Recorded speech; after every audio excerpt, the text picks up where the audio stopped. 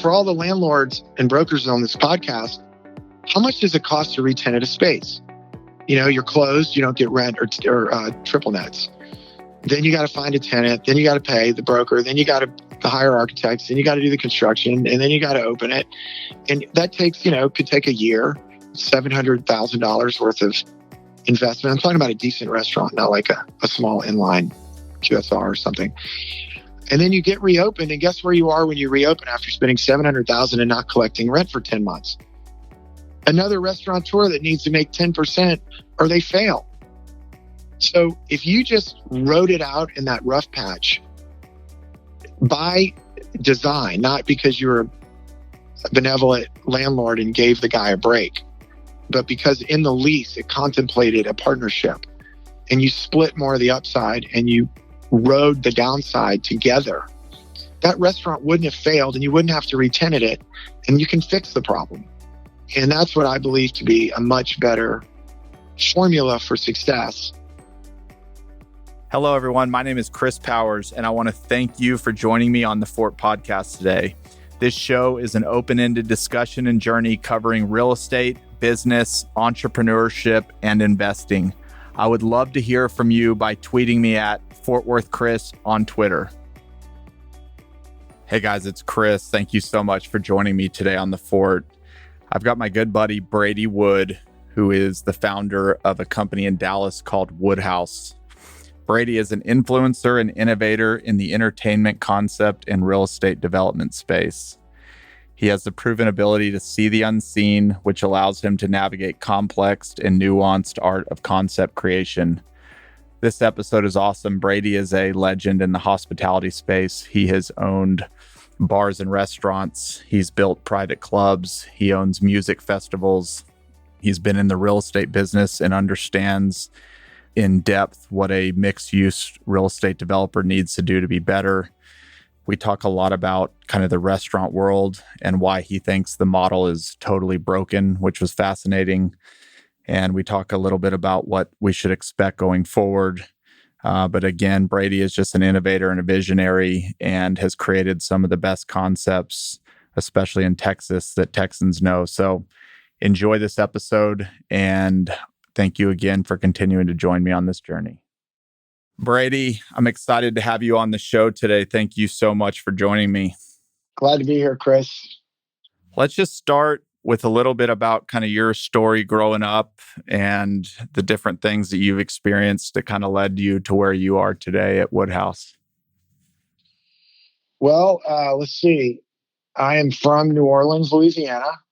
Very proud of that. Always thought I would probably head back there, but ended up at SMU and started a company when I was in my junior year, opened a bar. So by the time I got out of SMU, I was already in business and planted here, and have been here ever since. I've been an entrepreneur forever, so it's a great city to live in if you're an entrepreneur. So that's what got me here. And you started the bar in college. And is there something kind of growing up or along the way that kind of made you kind of a creative and visionary, someone that was going to be in the hospitality and entertainment space? I think that's like a unique skill. Or did you just want to make money and started a bar? No, it didn't happen like that at all. In fact, my family was not in the hospitality or food and beverage business. They were in the marine, like industrial marine business. And I think I've always been a solver. In my fraternity, for whatever reason, they called me the arranger. They said it in they made fun of the way they said it. I think I was getting hazed. But it's because I was always trying to figure things out, maybe doing it a little different. And I was hosting events at this hole-in-the-wall bar called the Rhythm Room. And they didn't have a bar outside, and we were always outside in the beer garden. And I was like, it's a beer garden. There's no beer for sale. We should put a bar out there. There's a bottleneck over here. We should, put a double door instead of a single door. I was basically bitching at the owner, and the owner's like, we lose money. We hate this business. If you buy, it was actually one of the two owners. And he goes, if you buy me out, you can do whatever the hell you want. And I was like, really? I can buy half of a bar? And I said, how much? And he goes, 20 grand, 18 if you pay cash. And I was like, are you kidding me? I could buy half this place. Well, I didn't have 18 grand, but I called my brother, and between our 2 cars that we sold and maxing out our credit cards and borrowing money from our friends, we pieced together 9 grand a piece and bought half of the Rhythm Room. And what they don't tell you is that if you buy a bar in college and you're in the fraternity system, the entire Greek system will go to your bar starting the next day and keep going every day. And because they quote unquote know the owner. And so it was crazy. It was crazy times. And so we ended up doing that. And then we went across the street, 1 block over, and opened up the Green Elephant, and then Trees, and then Green Room. I mean, we just kept going and had so much fun. So when you bought half the bar, you were buying like the outdoor area, and did you have to build something, or did you just have to move? No, half of the ownership. Oh, so I became partners with the other. There was 2 guys that owned it from SMU, and one guy wanted out. The other guy was in a band that played there all the time, and he was a great guy. And he's like, man, I don't want to sell my part. I like playing here. So I became his partner, and we added bars and did all this work. We just went to Home Depot and did it ourselves. I could replumb a toilet on a Friday night with a line out the door. I learned all that stuff. Did you have to work? Is it were you kind of the owner operator? You're always there at night, kind of overseeing things, or did you have a manager in place? No, I mean, at first we were, I was the manager, I guess. I'm trying to think. It was a long time ago. But I did do checkout, and we would be there almost nightly till about 4:30 in the morning. And it was a lot of hours, but it was so incredibly fun. And I couldn't believe that, that was, and by the way, we actually made money, and my family didn't have a lot of money. And so it ended up paying for the last part of SMU. And I don't know that we would have continued at SMU had we not done that. So it inadvertently kept me in Dallas, and we were able to piece together some more restaurants and bars, and opened. That's how we got Green Elephant, and then Trees were literally shoestring deals. Did you end up selling all those businesses, or do you still have them, or how'd those kind of end for you? Sold Rhythm Room twice. I held onto a note the first time and got it back, and then sold it again. It was a lot. I love those kind of deals. Yep. And then at Green Elephant, I sold it, and they actually paid for all of it. And it was at the time, it just seemed like a lot of money. I probably shouldn't have ever sold any of them.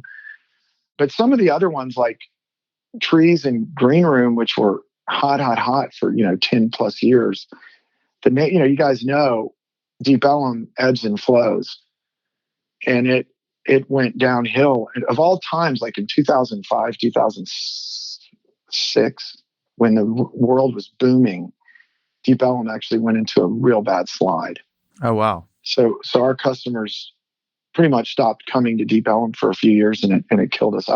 Later in this show, I think we should touch on my thoughts about why restaurants fail. But yeah, they legitimately failed after 10 years of a great run. We will definitely be hitting on that.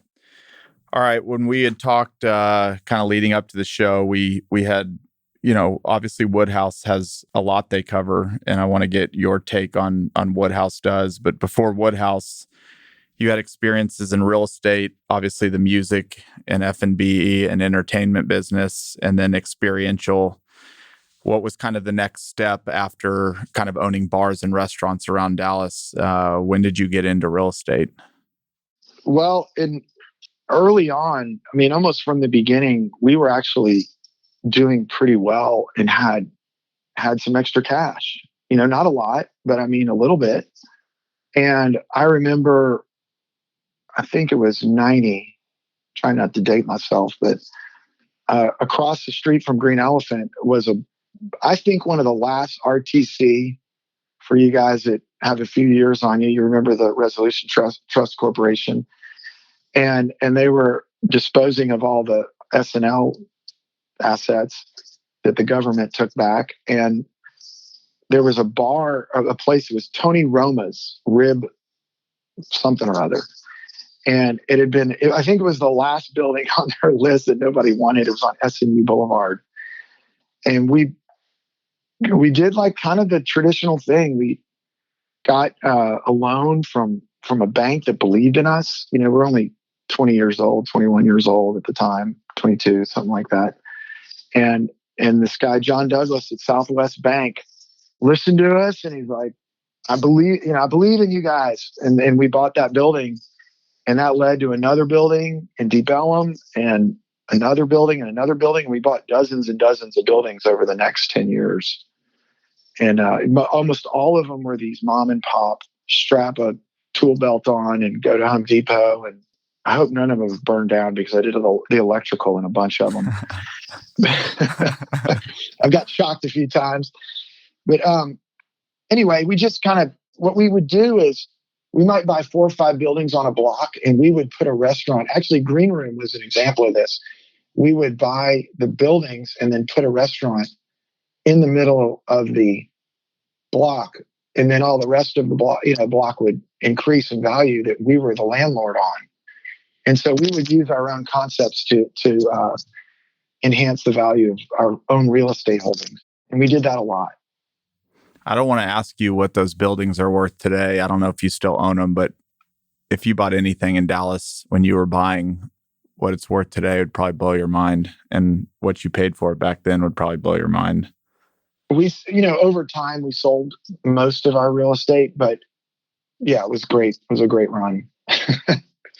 But I got to tell you, Deep Ellum was scary for a while.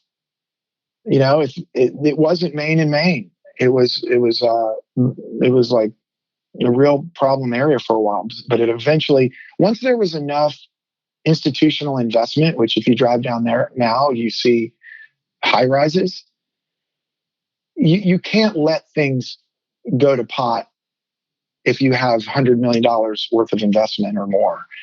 Back then, you got a $200,000 building, a $400,000 building, and there's panhandlers or potholes or no parking or whatever the problems are, no lighting. You kind of like, well, that's just part of the charm. Now they got to fix it because they have these massive investments. And that's really what happened. That's what turned the corner for Deep Ellum. Yep. And for those listening not in Dallas, Deep Ellum is going to be the home of Uber's second headquarters, to put some perspective. So it has come a long, long way and has high rises going up everywhere. Well, I want to dive into these different buckets. And I think the best way to probably do it is maybe describing what you do today at Woodhouse and kind of how do you describe what Woodhouse does? And then we can start touching on these different parts of hospitality and where you kind of do your magic. So how do you describe Woodhouse and kind of what you do today? You have to kind of break apart the way we think in 2 ways. One, we're restaurateurs, we're entertainment guys. So we also, because of our real estate background, the fact that we had a real estate fund, we can talk about at some point, but we had a real estate fund from 2005 until about 2000. I don't know. It was after 2008, but not far. Mm-hmm. We'll talk about that part too. But we raised $250 million and deployed it pretty quickly. And so we have an institutional side to our thinking as well. So when we're going into a project, we're not only thinking, what are we going to serve on this plate? What is the experience? What's the decor? But we're also thinking, this is an investment. We have investors to answer to. If it's a large development, the developer has, maybe a REIT or a bank. It has all these things that they're thinking about. So when we're in a meeting and we're trying to solve problems for our clients or ourselves, we're wearing both hats. How can we create an amazing experience?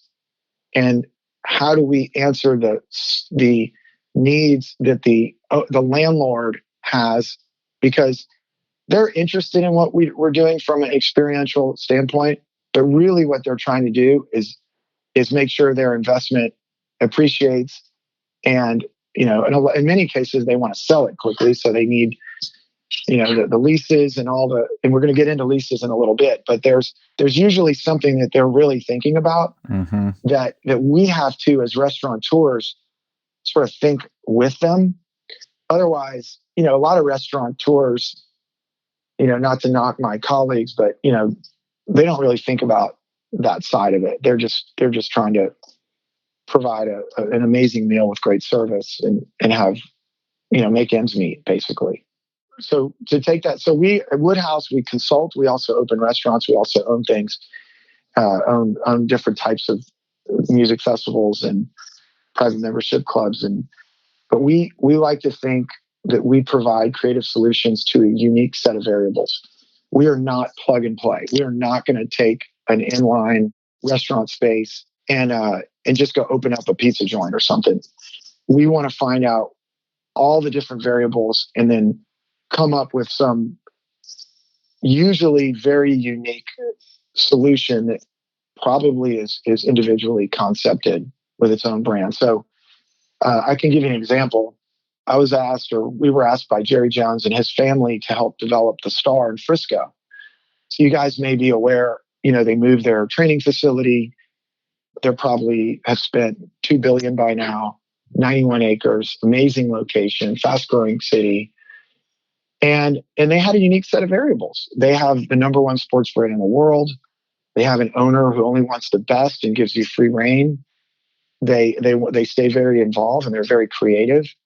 So I started peppering them with ideas. What if you did instead of having Equinox, what if you did your own gym and branded it and just cloned your player's gym and you just open it to the public? What if you have a club, a private membership club that appreciates the affinity of your brand and will attract people to join? What if you cut a deal with Baylor Scott & White, had a center of excellence for orthopedics?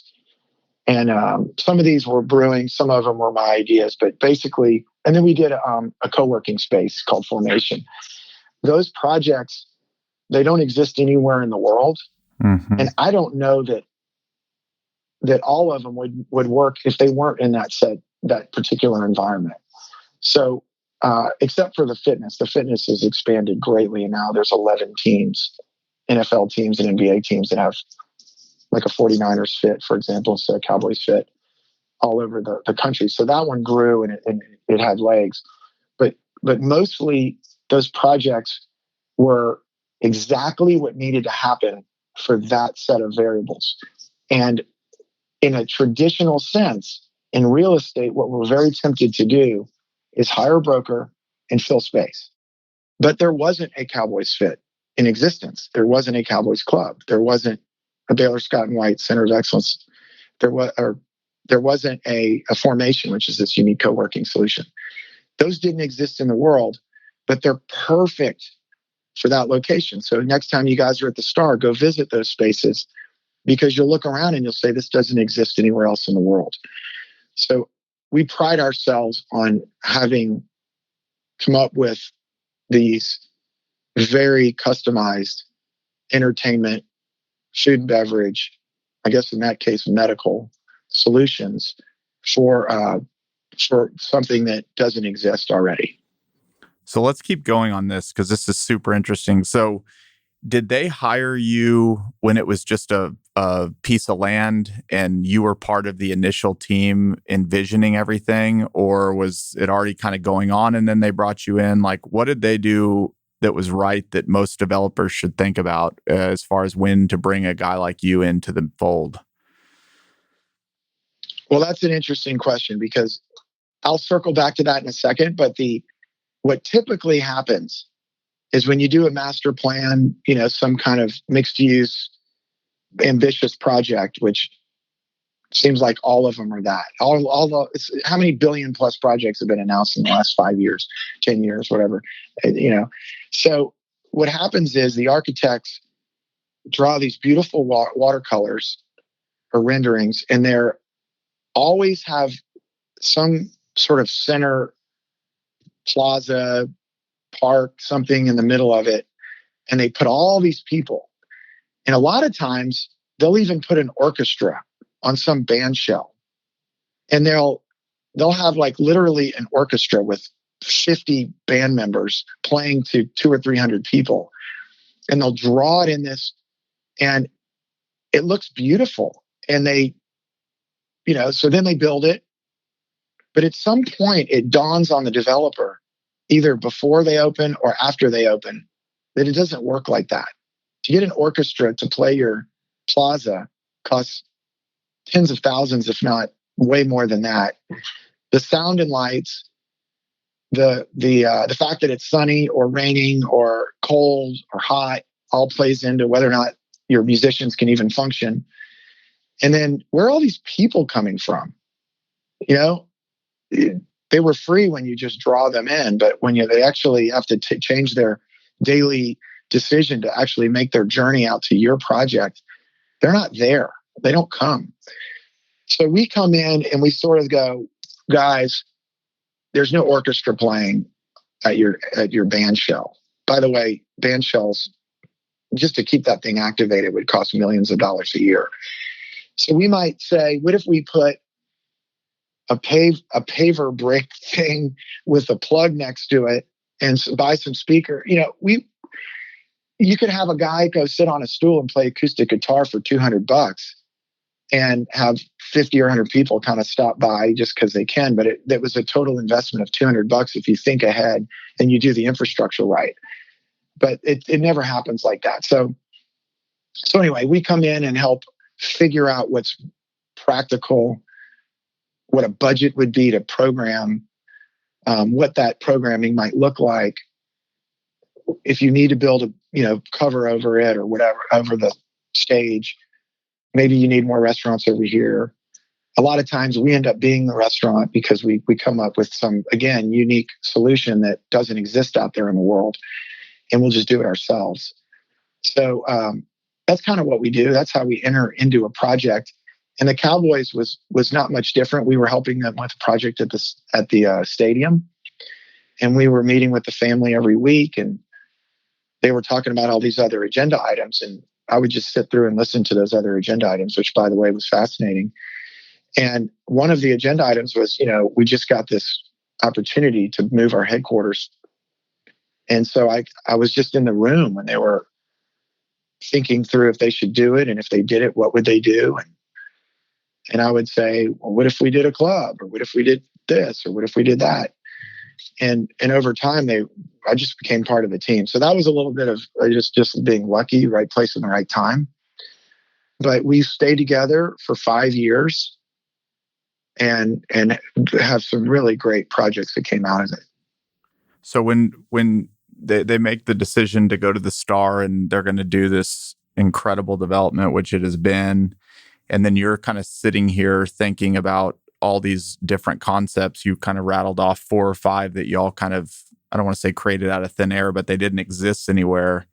Is Woodhouse putting together kind of the plan? This is what it would be, presenting it to the family. And then if the buy-in happens, is it Woodhouse that's actually developing these brands and getting them all started? Or how does that work once the family said, we want the co-working, we want Baylor, Scott and White, we want, all these different things that you had kind of curated? Well, all of them were different. So in general, I was making sure that the idea got open somehow. Remember, they own a big food and beverage business themselves, Legends. So at some point, Legends stepped in and took, when it got to a certain point, they took over because they do that. But the inception of the idea up to it's done, we're doing it, we're moving forward. There's leases signed, they sign leases between themselves. It's a very organized, amazing structure that they have. And for anybody that's worked with that family knows that there's just nobody better. And so, a funny thing is, they don't use banks when we were creating all this.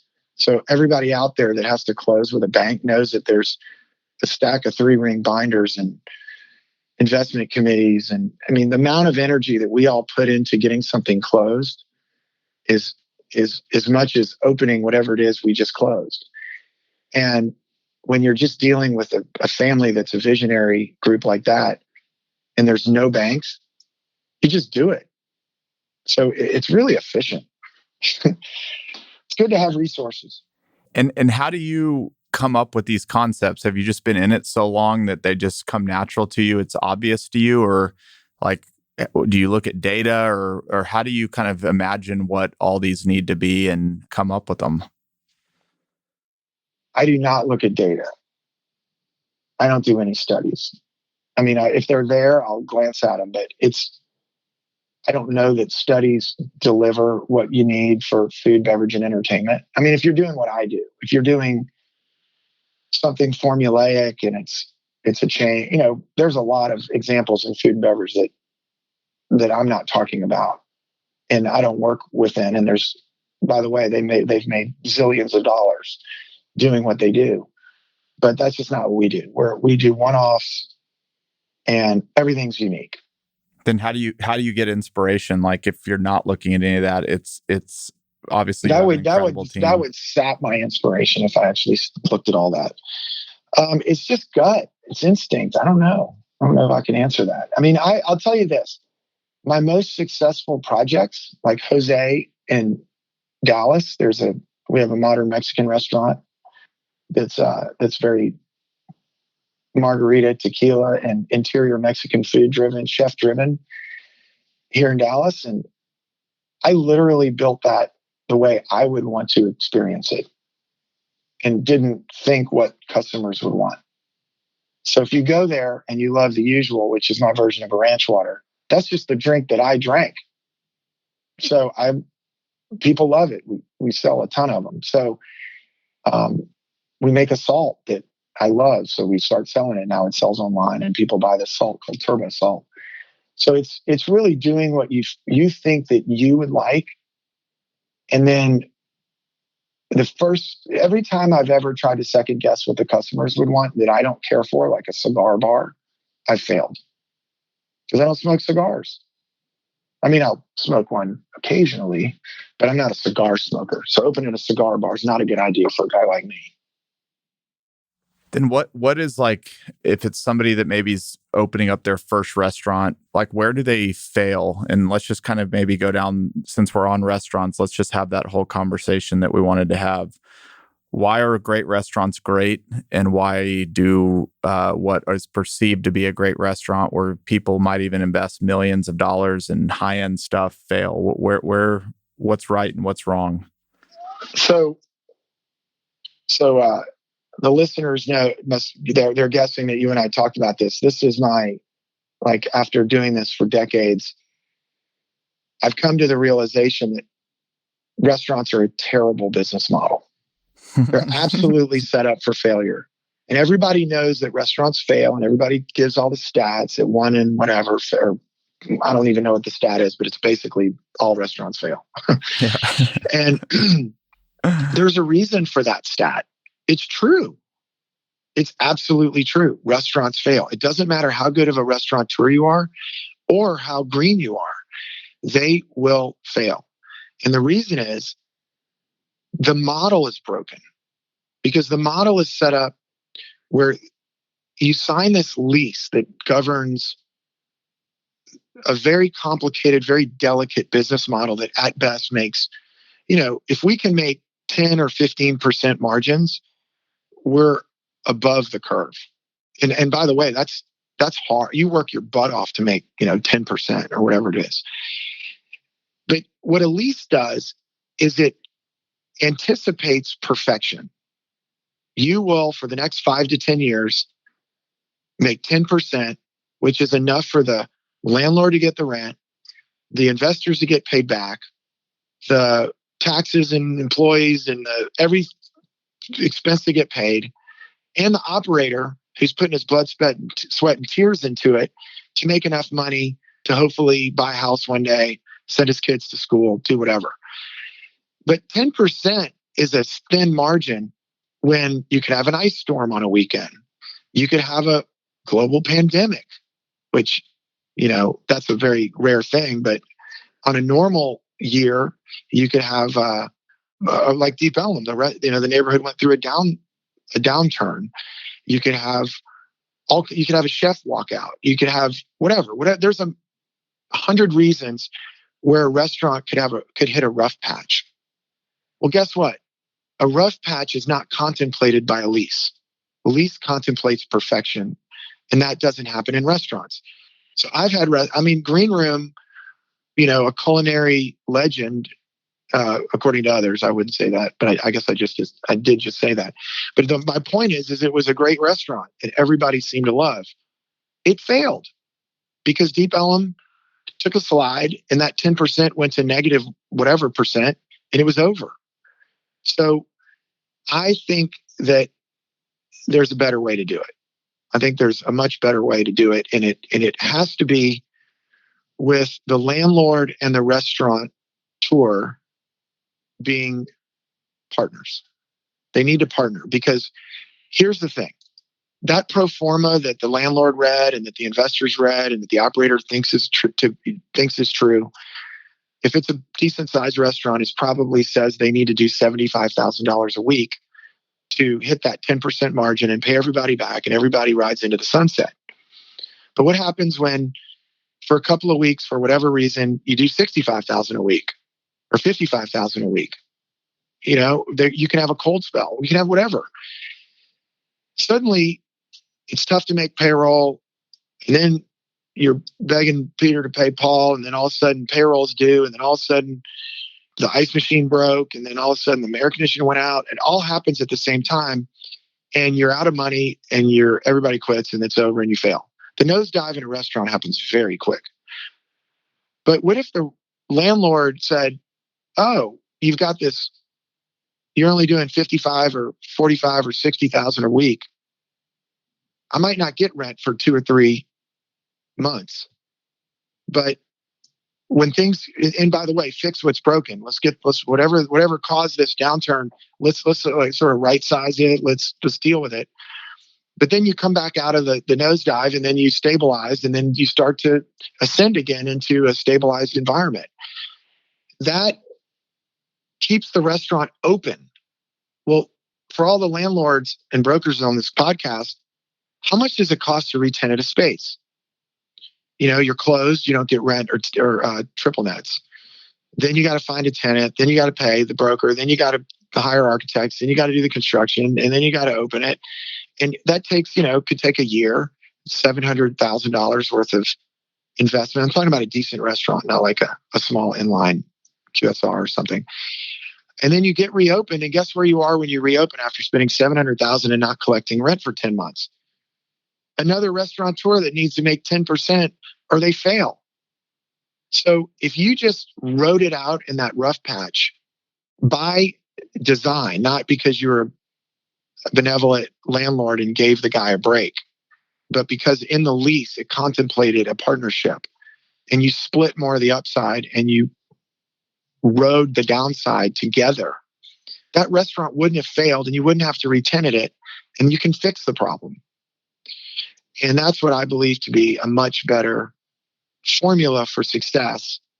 And I'm not doing any more leases. So if you want me to come open up a restaurant in your space, don't call me if I'm going to sign a traditional lease. But if you want to partner, and I can show you a set of numbers where $42,000 a week pays your triple nets and pays me enough of a fee and all my workers, but you don't get any rent. But when you start doing $75,000 a week again, you're getting way more rent than you ever would have received in a normal deal. And it works a lot better for everybody. So can we just describe maybe what a partnership would look like? Because when I'm hearing this, I'm thinking, isn't a percentage rent deal similar to a partnership? When the rents are high, I get more, or when the sales are high, I get more. When they're less, I get less. Like, take that further.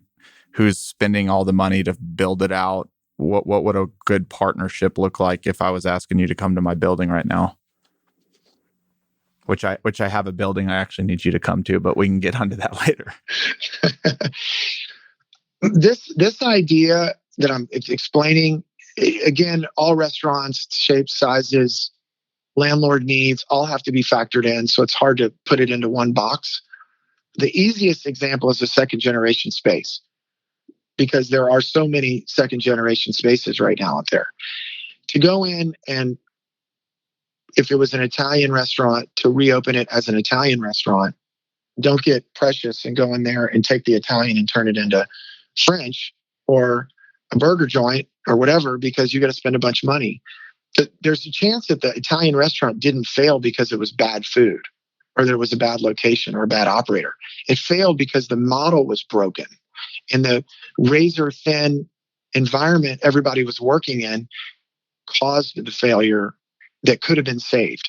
So in a second gen space, for the landlord to take maybe what they were going to spend on brokerage fees, sorry, brokers out there, if you're listening, it's best if a landlord just goes straight to the restaurateur. But in any case, you spend a few $100,000 instead of $700,000. You reopen the Italian restaurant. It doesn't take 10 months. It takes 1 or 2 or 3. And you reopen and you just go 50-50. You all the revenue, say 80% goes to the landlord. All the triple nets get paid, and the 5% management fee gets paid to the operator as comes out of the just expenses. And then anything left over at the bottom, the majority of that goes to the landlord, maybe 80-20, until they get paid back anything they put in. And then it's 50-50 thereafter. No pref, none of that. Don't get cute. Just 50-50 from there on out. So the rent is derived after the triple nets and after the operator fee as a 50-50 deal forever. And if you go run the numbers, you can make $50,000 to $60,000 a month, a week on that earlier example, and have a thriving restaurant that will never fail. You'll never have an empty storefront. And you literally have a 10 to 20 year tenant. So is it not done that way? One, maybe because people just haven't thought enough about it, but is it because maybe a lender won't accept a lease like that? Or, most look, the lender, I think, I'm kind of breaking some conventions here, but just because the bank requires this steady cash flow, they don't realize that that's contributing to a failure, and they're not looking at the failure as a cost of doing business and what's worse. So I'm just suggesting that we flip the model on its head. And so you are doing deals like that. So are the landlords, obviously the landlords you do deals with can obviously make that happen. Do they have to go through a couple extra hoops to explain it to the bank before getting a thumbs up? Or, are they like Jerry Jones that just does everything all cash and doesn't have to worry about it? It does work better if the owner does whatever the heck they want. We're doing projects down at the Pearl Brewery down in San Antonio, and we're building 2 pretty big, again, very unique venues.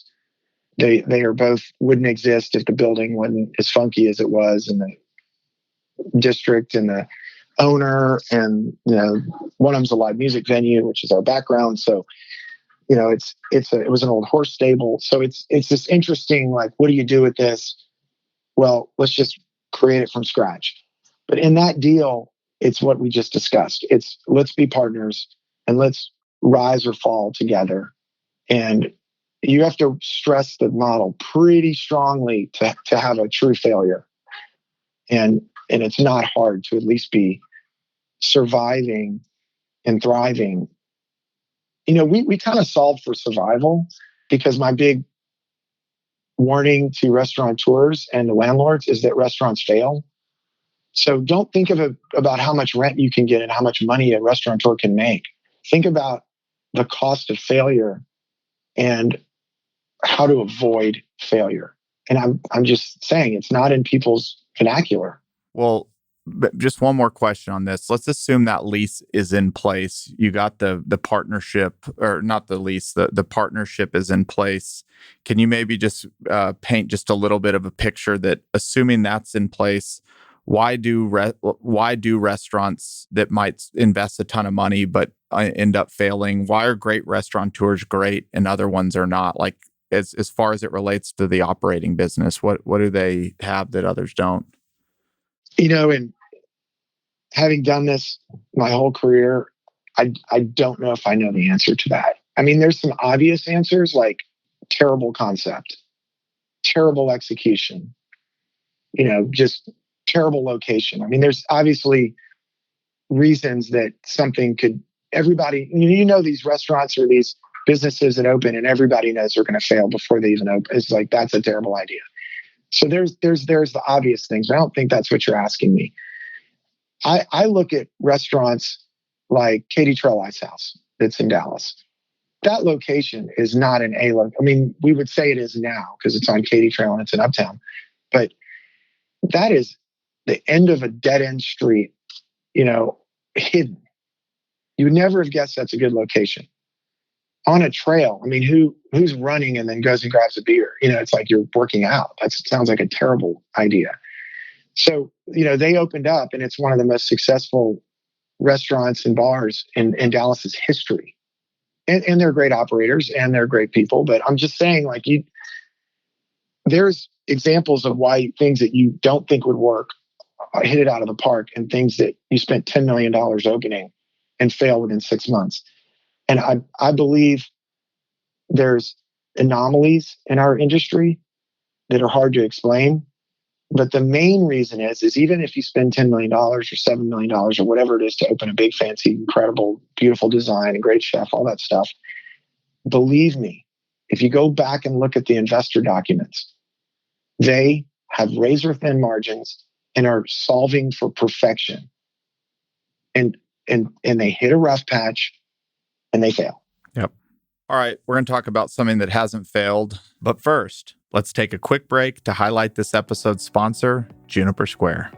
If you aren't familiar with Juniper Square, it's an easy-to-use, all-in-one investment management software designed specifically for real estate owners. We have been using it at Fort Capital for several years now, and it has completely revamped the experience we're able to provide our investors through reporting, management, and efficiency.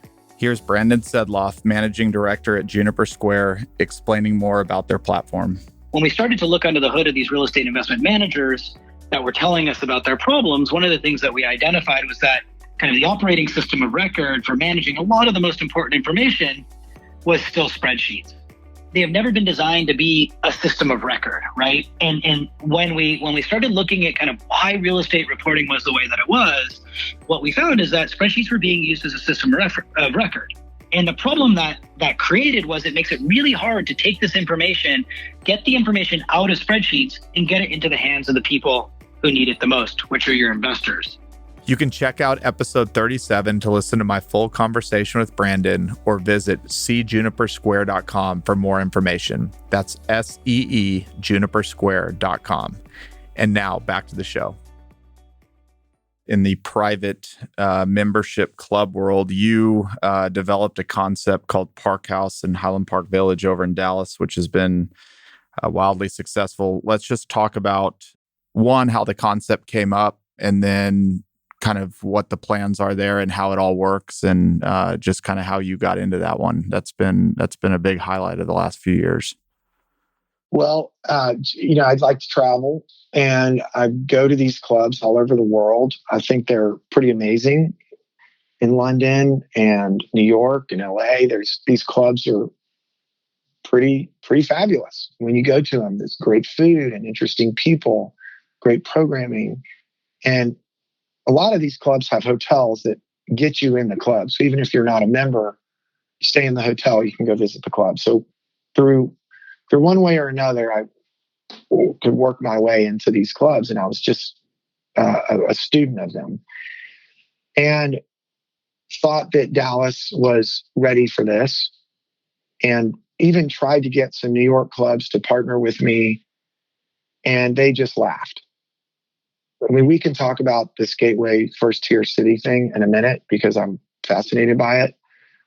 So don't forget to ask me about that. But I remember sitting in a meeting in New York and them just going, Dallas is hay bales and wagon wheels. They would never do a club. I mean, it would never work. You're wasting your time. And that just fired me up. And looked for a long time. If you're going to do a private membership club, it has to be a perfect location. And we've, after 2 years, finally figured out that there was a third floor in a building in Highland Park Village that I didn't even notice after going there 1,000 times. And it was an immediate, obvious location. So called the landlords. What do you think about a private club? They were like, wow, we've always been scratching our head on what to do with that third floor. So we took that over and partnered up with a great guy, John Scott, his background is 5-star luxury hotels, Rosewood and Belmont, and one of the great guys of the world. Called him up, said, let's partner up and do this.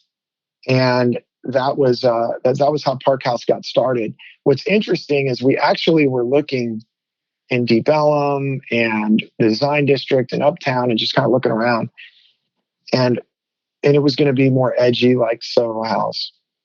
But when we figured out that Highland Park Village was the right space, we shifted our model to be more upscale, more influential. I like to think of Soho House's members as influencers, but our members are influential. It's a pretty incredible membership group that has joined, and they're definitely the people that are making an impact in Dallas and Fort Worth, and we have members actually from all over the world. And we shifted our model to be this more, finer wines and travel and art and beautiful design. We hired one of the best designers we could find, and it just took off. There was pent up demand. We have 4,100 people on the waiting list right now. So what do you do with those 4,100 people? Because if I'm number 4,100, I'm pretty much never going to get in. You open up more locations? How do you think about that? Or do you just keep raising your prices on membership? Well, it's a referral system. So if you go online and apply, it has blanks for who do you know or who's referring you. And if you just leave them blank, there's a really good chance that you're going to just kind of sit on the list. But if you put on there, that you know me or know somebody or whatever, we have a membership staff and a committee. They'll call those people. What do you know? Who are And so it's not a secret. You're not on the back of the list day one. We're trying to always improve our membership group, and there's a mix. We don't want too much of this and not enough of that. We're about 50% women, which is unusual for a club. We're very diverse. We're trying to break the mold on a lot of things, and people appreciate that. So, we'll go fishing in the wait list and try to find things that we're lacking or need to enhance. Yep. Is there something that comes to mind, when you create a concept like that after opening and now being open for quite a while, you're like, I never would have thought this would have happened here, or I never realized people would use the place this way. Has it been used in a different way than you ever anticipated, or it's been pretty close to the plan? A kind of timely answer is COVID related. Most restaurants, there's an entire segment of the population that just won't go to restaurants right now. They're worried, and rightfully so. I mean, it's scary. We're in a scary time right now. And, is it risky? I don't know. We can get onto that. I mean, I have a restaurant, so we follow all the protocols, but there are people that still won't go. But at a private club, we scan you when you come in this crazy scanner system that we bought. And we escort you to a seat. We sit you down. You're masked up. When you sit, you really can't mingle. You're not supposed to get up and walk around and, hey, what's up? It's pretty organized. And so our older crowd finds it to be very safe. So we were surprised to see, we've been very busy during COVID because the older crowd finds it to be safer than a regular restaurant. And then our younger crowd, it dawned on them at some point that we have 5 bars and it's fun. And so they closed all the bars around town and they wrote, well, we can just go up there and grab a drink. So we had our younger people showing up in droves because they are having fun up there. So I don't know. I was very surprised by how the usage changed during COVID. Other than that, I mean, it's pretty straightforward. I mean, it's dining, it's food and drinks and fun. You know, with a ton of programming. Okay, couple more questions on this topic. One, we're going to get to on the topic of gateway and first tier cities. You had some opinions there. Well, it's more of I'm kind of excited about Dallas Fort Worth's place in the world. I mean, you could broaden that and say Texas, but I mean, obviously, we all know Austin is white hot right now, but so is Dallas, and I'm sure I don't study Houston as much but I mean, I'm sure it's on fire. I mean, everything in Texas seems to be on fire right now, and going back to the looking down at us from those in New York City and LA, they just really dismissed us as a gateway city. And I've lived here for a long, long time. And I know that this is a gateway city. I mean, we have, with our airport and population and growth and strength of our economy and diversity of our economy, we are a gateway city. But New York would never put us in the same category as them. Neither would LA or San Francisco or Chicago. And maybe pre-pandemic, they had an argument. But then this comes along, and right now I'm traveling to Miami a lot. I mean, New York, at least the wealthy set in New York, has drained out, and they are all in Miami. A lot of them are here in Dallas. And there's a real thing going on right now. And I think that DFW is going to come out of this thing in a different place as LA and New York. I don't wish them ill will. I have a lot of restaurant friends in New York and LA, and it's so sad. And it's such a bummer. And everybody's so just super unhappy right now for obvious reasons. And there's people, we have an influx of applicants from LA and New York right now. And they're just coming in going, hey, I've lived in LA my entire life. I wasn't even thinking of leaving. It wasn't even on the radar of thought. Sure, I don't like paying taxes. Sure, I don't like the traffic, but I'm not leaving. Now they're living in Dallas. They bought a house. They live here. They're putting their kids in school. And that decision was made in the last 3 to 6 months. And these are hedge fund owners and bankers and artists, great artists, just showed up, and now we're going to do a collaboration with him. He was never, ever moving to Dallas. Now he lives in Dallas, Texas. So I think this is happening so fast, and everybody's focused on, obviously, the health and people getting better, which we need to be focused on. But when this is all over, it'd be really interesting to see how far behind we are of LA and New York versus before. Yeah. Yeah, they're those cities have taken it to a whole new level as far as the pandemic, and it'll be interesting to see how they remarket themselves to attract people going forward. You never know where the line is, but it certainly feels like they've pushed the limits, and we're seeing the same thing. People moving in droves from a lot of the coastal states. So it'll be interesting how things reorient once things hopefully get back to normal.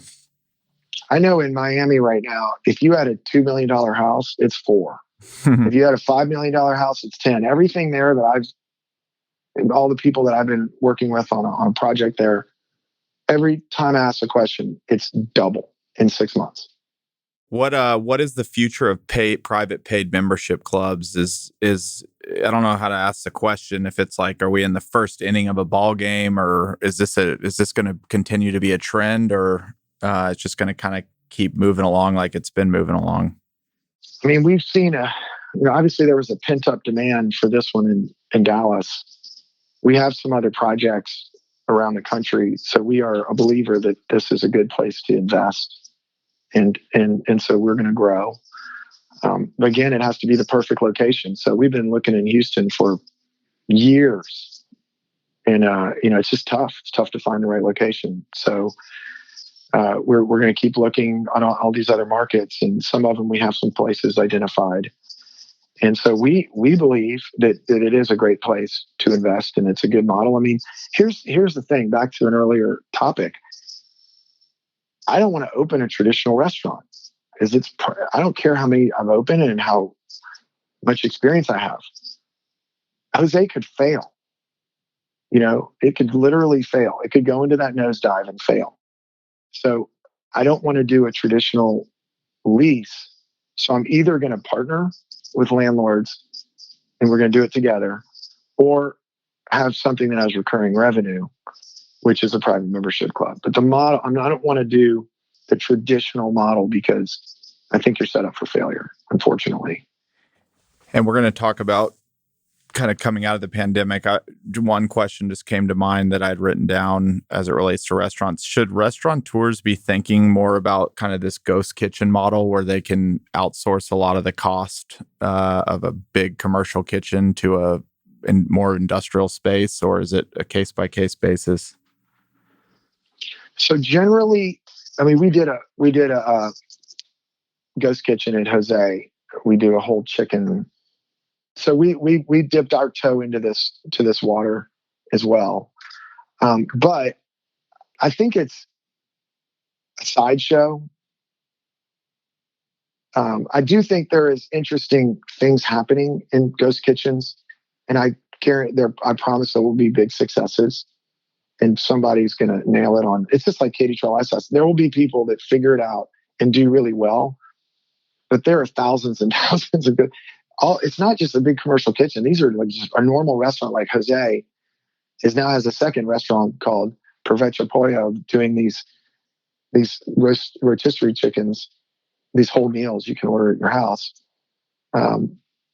that are really fun for our staff. It's creative juices. They love the thought of it. They love putting the logo and the side Instagram account.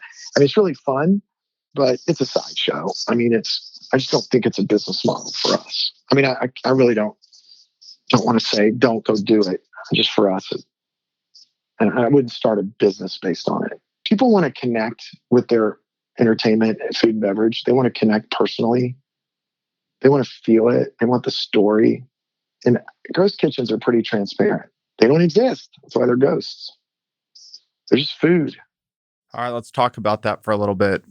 I don't want to spend much time on what 2020 was like for restaurateurs and hospitality. I think at this point, the world pretty much knows it was not a great year, but we are starting to release the vaccine, optimism starting to build up.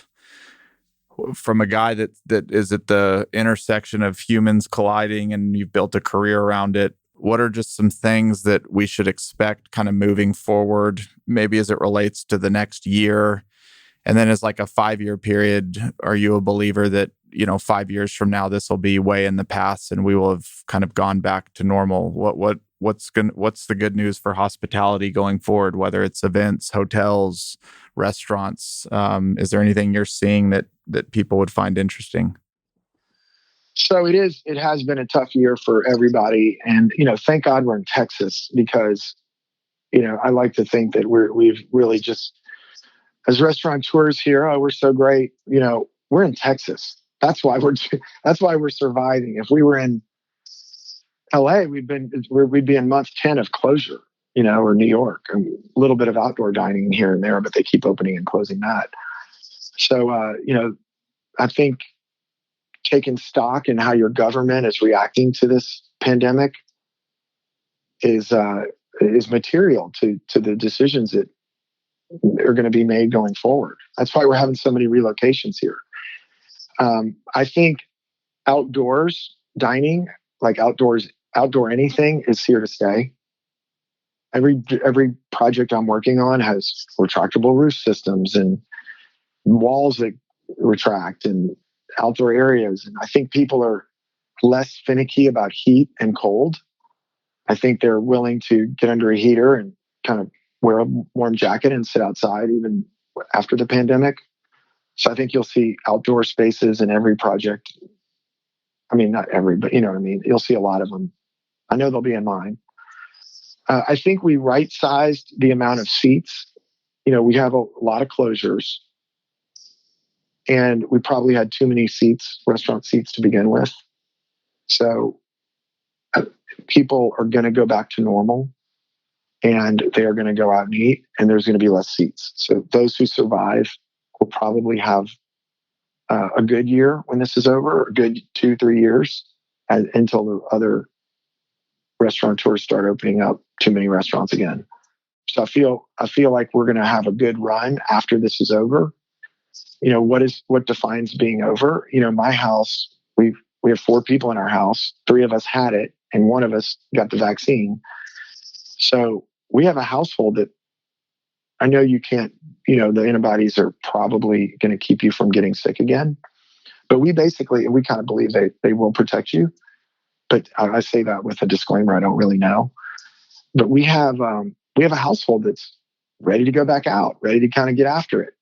So it's not like the world is going to stay locked up. There's some percentage of people every day that are getting back either vaccinated or have gone through having it. And so we're going to ease out of this. It's probably going to be the fall at the earliest before everybody gets their vaccine or has had it. So we're going to have to really, you know, be careful over the next 6 or 8 months. Be careful with our capital. Thankfully, the PPP2 came out. That's very helpful for this industry. And then I think it's going to be the roaring 20s. I think after the pandemic in 1918, there was the roaring 20s. So we have a pandemic. I think people are going to come out and go bananas for years. So get ready for that. When can we expect music festivals to start happening again? Not till the fall, or are you already seeing some that have been planned? So we have a music festival called Pilgrimage. It's just outside of Nashville in Franklin, Tennessee. It would have been its 6th year last year. And of course, that didn't happen. But ours is the last weekend of September. And we think we're going to have we've already booked it, and we think it's going to happen. So, you know, much later this year, you'll start seeing things here and there. Live Nation has announced that they're going to require the vaccine or proof of negative test to come to their festivals. So you'll start seeing some interesting technology pop up where we can easily identify who is safe to go to a crowded event. So we'll start easing out of it and back into the music festival world ASAP. Teenagers used to try and get fake IDs to get into entertainment. Now they're going to have their fake vaccination ID to get in or something like that. There's a new industry that's probably going to brew. Yep. What's the economics of the music? Just a quick rundown of a festival. How do they work? Why are they successful, and why can they easily lose a lot of money?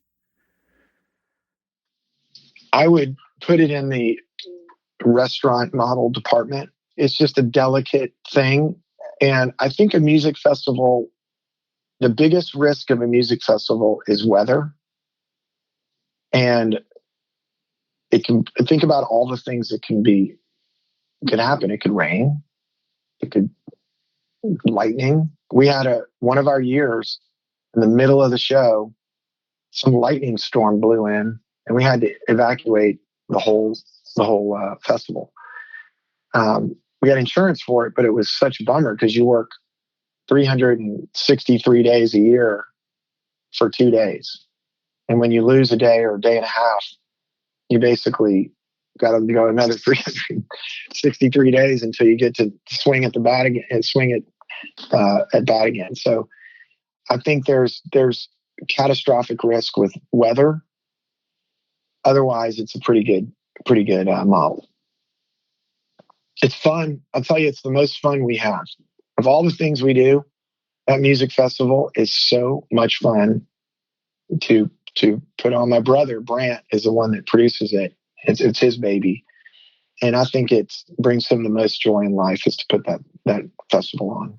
And are the festivals that you're involved with, are you the owner of the festival, or do you act as a consultant to people that want to put on a festival?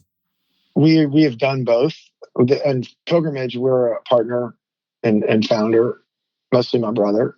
And others, we've consulted with people that want to have festivals. We usually sit them down and go, no, you don't. But sometimes people really do want to have them. So we figure out how to make them as risk-free as possible. Yep.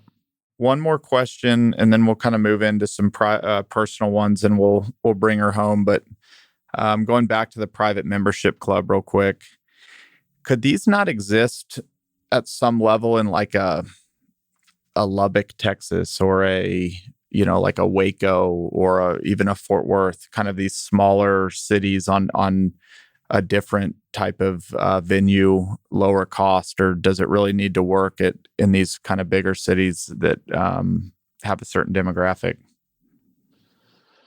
So it depends on the model, and there is a private membership club called Common House that is out of Charlottesville, that their whole entire model is secondary markets.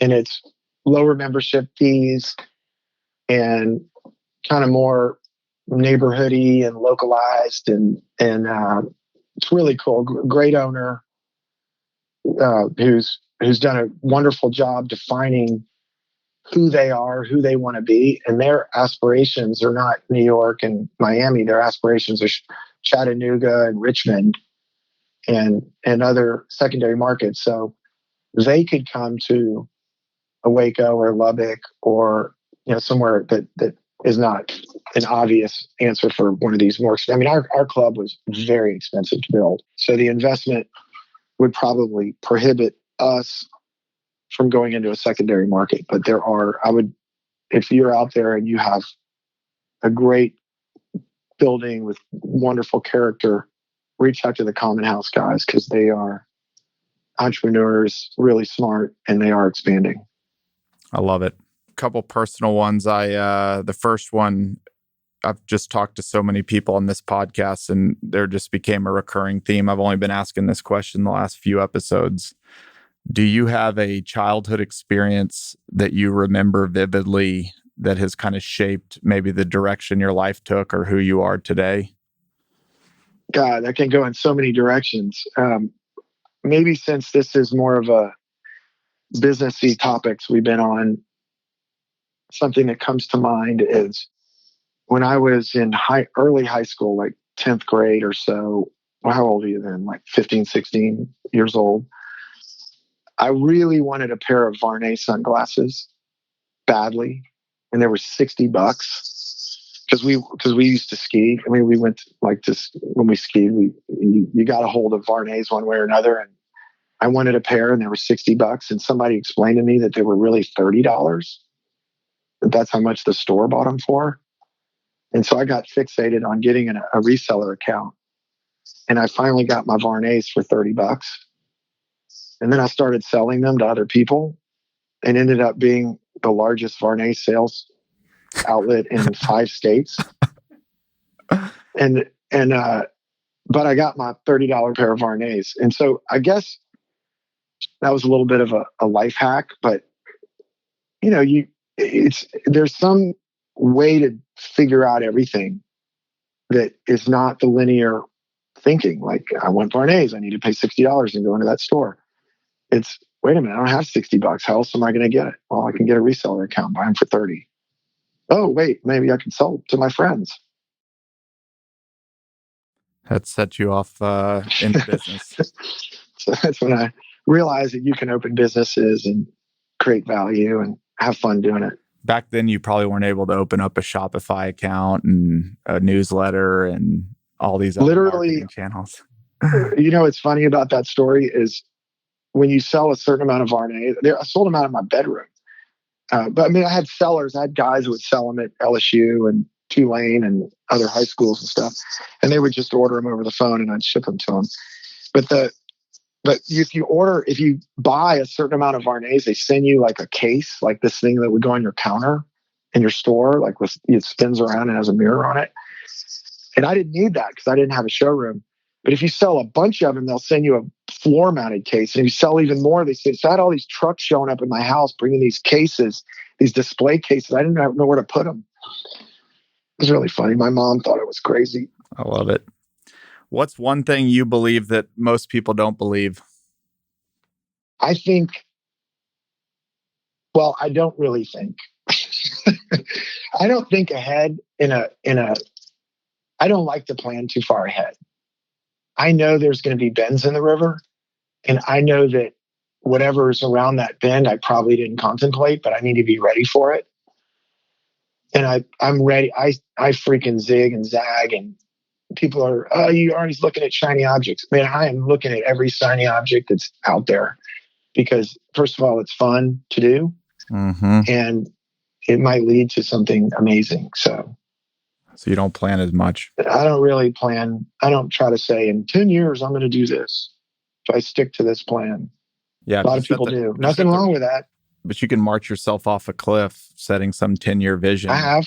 You can do that without planning as well. I have done it. I have walked right off of a cliff and landed hard.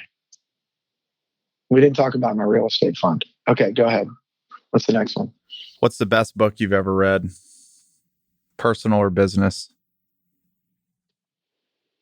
Business, those are easy. I like the wild entrepreneur books, like crazy people like Richard Branson. His book's so fun to read when his freaking 747 engine blows up on the maiden voyage.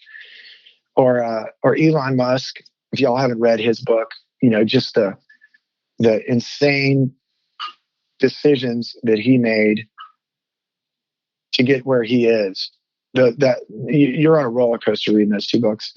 One of my recent favorite books is Empire of the Sun and the Moon, just because I didn't know Texas history. We learned Louisiana history.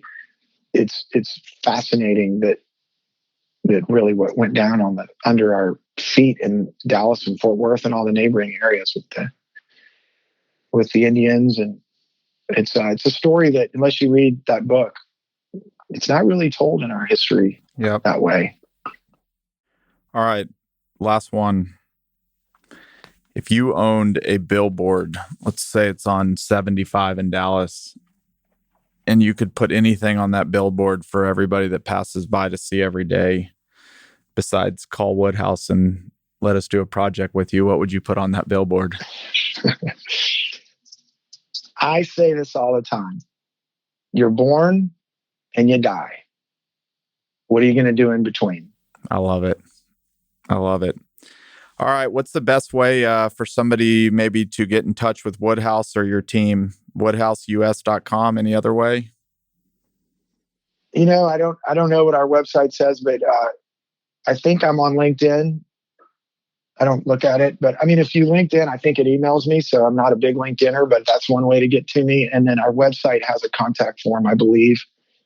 We don't have a phone number. We don't have phones. Like our office, all our people, there's not a phone system in this office. So it's all cell phones. So yeah, I think the website contact form or LinkedIn or email me or something. All right, man. Thank you so much. This was fun. Yeah, this was awesome. I've really enjoyed the last few years of just getting to hear little things that you've had to say that have stuck with me. And we definitely need to get together sometime soon. Would love to connect sometime in the next few months. That sounds great. Let's do it. All right, man. Be well, be safe. I'll talk to you soon. Hey, Chris, thanks for inviting me on the show. Yeah, dude. This was really cool. This was awesome.